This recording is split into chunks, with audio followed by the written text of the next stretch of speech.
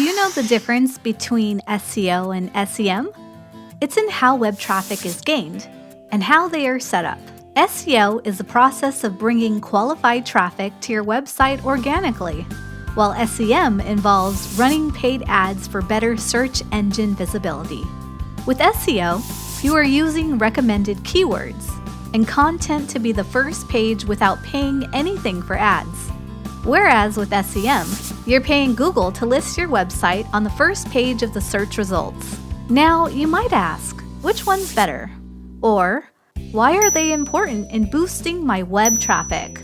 While SEO is for budding entrepreneurs with limited budget, SEM is for those with a bigger budget and a specific target market. However, SEM enhances SEO efforts, which is why they shouldn't go alone. SEM can help you get quick results in web traffic while waiting for your SEO campaign results to kick in.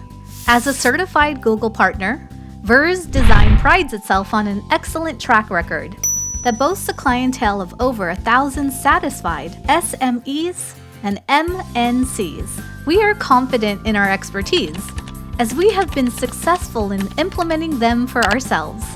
Search for web design on Google and you'll find us on page 1 of the search results.